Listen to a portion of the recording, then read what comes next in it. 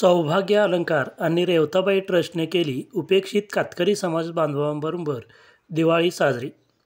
राधानगरीपैकी बहिरीबांबर इथल्या उपेक्षित कातकरी समाजातील लोकांना कपडे, फराळ, दिवाळी सणासाठी लागणारे साहित्य देऊन खऱ्या अर्थानं दिवाळी साजरी करण्याचं काम राधानगरी इथल्या सौभाग्य अलंकार आणि रेवताबाई एकावडे ट्रस्टनं केलं. गेली 8 वर्ष दिवाळीचं औचित्य साधून ट्रस्ट हा सामाजिक उपक्रम राबवते. राधानगरी तालुक्यातील रेवताबाई एकावडे चॅरिटेबल ट्रस्टच्या वतीनं गेली अनेक वर्ष गरीब, गरजू, दुर्गम भागातील लोकांना दीपावली सणात कातकरी समाज बांधवांना कपडे, फराळाचे साहित्य देऊन खऱ्या अर्थानं दिवाळी साजरी करण्याचा प्रयत्न केला.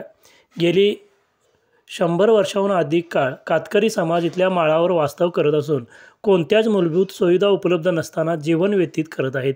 चारी बाजूला घनदाट जंगल अशातच हा समाज राहत असून त्यांनाही दिवाळीचा आनंद घेता यावा यासाठी कपडे आणि साहित्य वाटप केलं असल्याचं ट्रस्टचे अध्यक्ष प्रल्हाद एकावडे यांनी सांगितलं.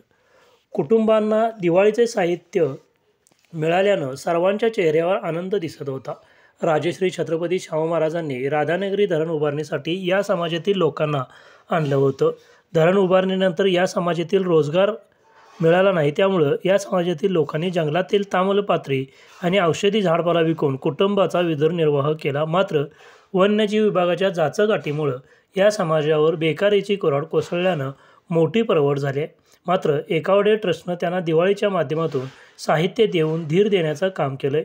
यावेळी राधानगरीच्या माजी सरपंच कविता शेट्टी, विलास रांदेवे, सिया पालकर, ऋषिकेश पालकर, प्रल्हाद एकावडे, वृषाली एकावडे, प्रणित एकावडे, लहू कोंडवळ, श्रीपती निकम, वासंती निकम यांच्यासह कातकरी समाजातील समाजबांधव उपस्थित होते.